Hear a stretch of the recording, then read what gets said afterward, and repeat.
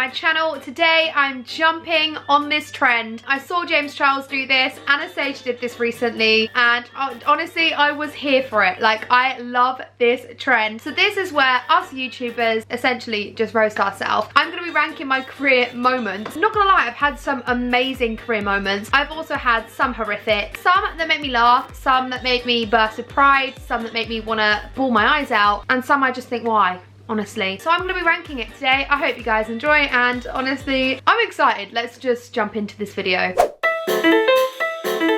Right, so I'm going to start off with something I'm genuinely really proud of. I feel like this was probably one of like the biggest, this was like the most surreal moment for me, because this is when I realized that actually like YouTube could open like other doors. And I think also at this point people took me like way more seriously. Like in school, even some of my teachers was like, I don't really get it, like it's never gonna be a job. So this kind of like changed it all for me, and this was my Primark ranges. I actually ended up having 3 different Primark ranges, which still to me is like crazy. So the first one I haven't even put on here because I'm just stupid. My second Primark range, I mean, that is sis, go off. That is like straight up there.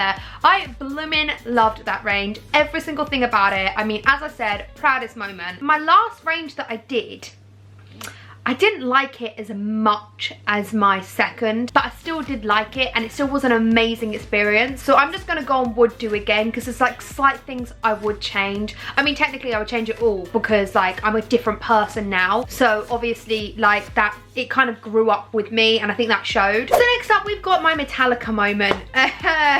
Oh my god, it does make me cringe so much. If you haven't seen this video, I'm just gonna insert it now. I'm loving like the metallic writing. I keep seeing so many tops with this metallic writing on it, and every time I'm like, I love that top, and it's like the same thing. Yeah. So this is a moment I'm not proud. It actually makes me want to cry, like just with laughter, because honestly I was so young, and no, I didn't know who Metallica was. I saw loads of people just wearing these Metallica shirts, and I'm telling you now, it wasn't just me that wore Metallica shirts and didn't know who they was. Well, I might have been the only people that didn't know who they was, but didn't necessarily love the band. Like, it was like a fashion staple to wear like heavy rock metal bands. I didn't know that. I just thought a nice top that said Metallica. I think I thought it said like metal or something, I don't even know. But this very quickly became a meme, a viral video across the internet. Yeah, just so dumb. I mean, literally, I want to say get in the bin, but it's more like, what was I actually thinking? I'm gonna put this in what was I thinking, because clearly I wasn't thinking at all. Moving on, my Beauty Bay palette. I don't even know what year, I want to say this is 2018, not that sure. Another huge moment for me is I actually launched my own palette with Beauty Bay, and this was like the coolest thing ever for me. Although when I brought them out, I got so much backlash, I mean shock, because everyone was like, you're not even a makeup artist, how can you bring out palettes? Which still to this day annoys me, because I have always said I'm not a makeup artist. I never taught anyone how to do makeup, but I bloody love makeup. Like most teenage girls, I'm not even a teenager anymore, I can't even say that, but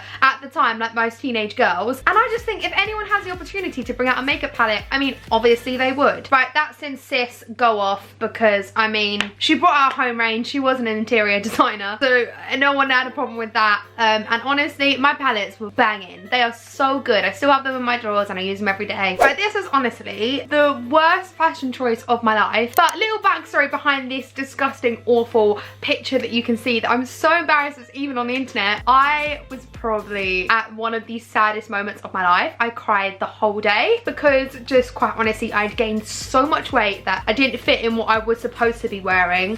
Didn't bring an outfit. These trousers are not mine, they were my mum's, and this hideous jacket was mine. It's just horrific. Like, what do I even look like? Just everything about it awful. And this was what I wore to Kids' Choice Awards. So this picture is what I wore the year before. This was actually the first ever thing I did out of YouTube. I did this when I was in year 11, taking my GCSEs. I missed my dance exam for this. Honestly, like 100% would want to do that again. Like, that was unreal. This one, actually, get in the bin. Like, not even what was I thinking, like literally get in the bin. That was just, I was so insecure, it was just awful. Although Nickelodeon were amazing, like the people were amazing, the carpet was amazing, I was just very insecure, didn't look great, in fact looked terrific, and just never want to see that picture again. Strictly Come Dancing.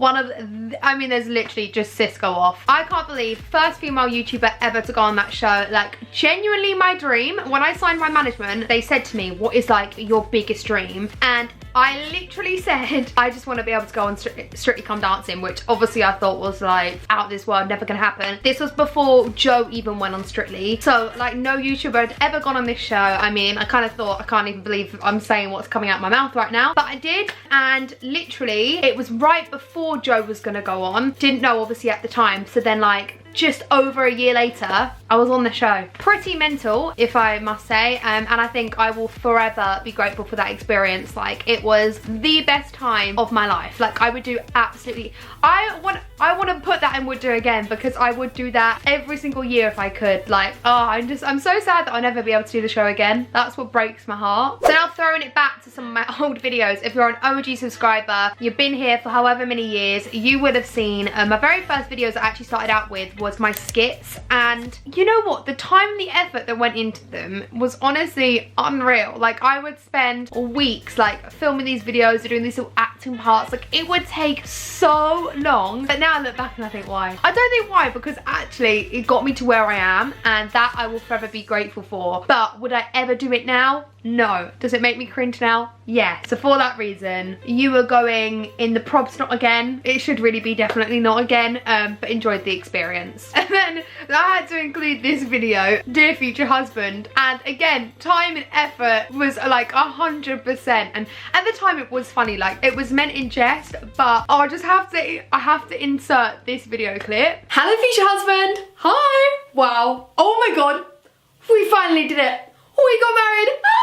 Oh, like, I can't believe, yeah, it was meant to be a joke, although actually I think I partly believed it, so honestly that could just get in the bin. Quick fire, some of my good experiences. My book tour, my book was honestly amazing. I don't think I would ever do it again, but I definitely enjoyed the experience. It was like, I did loads of meet and greets. I've never really done that. I couldn't believe that I was bringing out a book. Would I ever bring out a book again? Probably not, just because I don't really read myself. But that book's actually an amazing book. And again, good experience. And I'd like to clarify, #1 best-selling book. So I would never like to do it again, because I like that title and I'll just leave it there.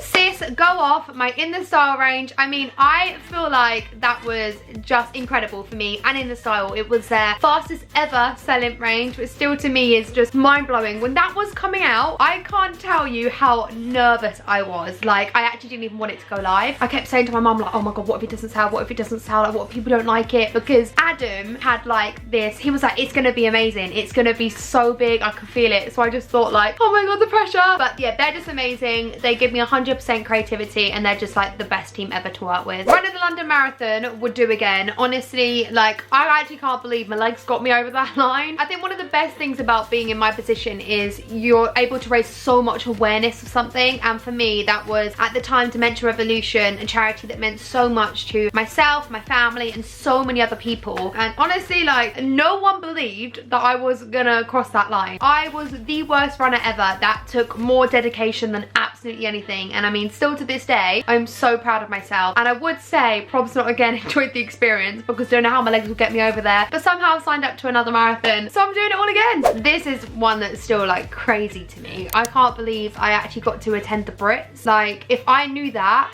5 years ago, I mean, I literally cried when I got the invite. I've been twice now and it's still just mental to me. Oh, and the outfit was so good.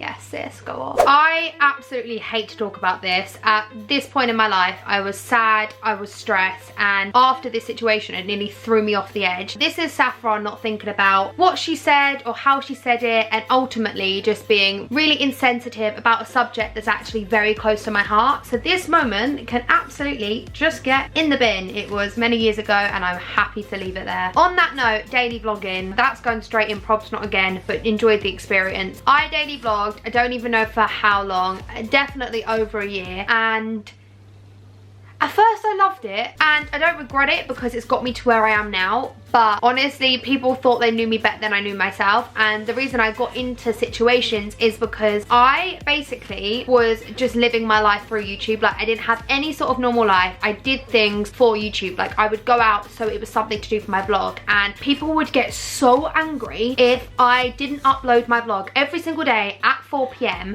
which led me to that, basically like that other incident. I didn't even watch back what I uploaded. I would literally put it into Final Cut, I put it into my editing software and cut the clip, not watch it back, and I'd upload it because I would have to get on with making my next daily vlog. It was a good experience at the time, however, I don't think I could ever bring myself to do it again. Oh my god, my I'm a YouTuber series. This is still to this day, I always get asked, what is your favourite video? I feel like I could do it so much better now. So that's going in the would do again, and I'd love to do it again. No YouTuber had ever done anything like this at the time. It was basically my spin-off of I'm a Celebrity, and I feel like we smashed it. I love this video, and this was like so early in my YouTube career. I couldn't actually believe that we managed to pull this off. I love this, and I went a bit crazy, and hopefully one day I'll actually get to go on the real show. Who knows? 2 more things. Recently, not so recently, but kind of recently, I did my first ever front cover. This was for Dare Mag, which is Superdrug magazine. 100% would do it again. That is like pretty cool. And the final thing to end on my YouTube moments is my podcast with my mum. Mum made me do it. Sis, go off. I mean, you guys have gone crazy about this, and I honestly can't believe the response. It's one of my absolutely favorite things ever to do. Like, it's just so much fun to be able to do this with my mum, who's literally my best friend, and it's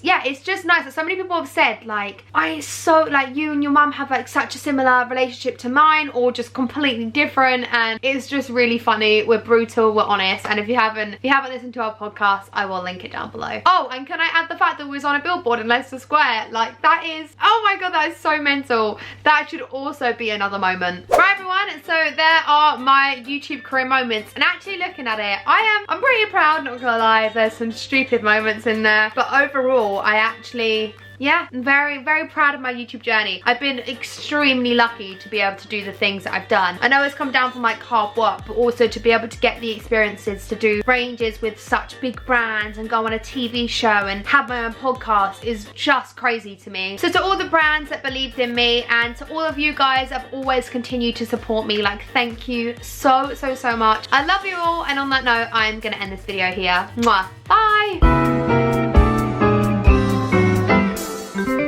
Are you ready? Ready. Hi everyone, I'm Saffron. And I'm Wendy. And welcome to our brand new podcast of Mum made me. Just gonna say it with you. Right, okay. 1, 2, 3. Mum made me do it.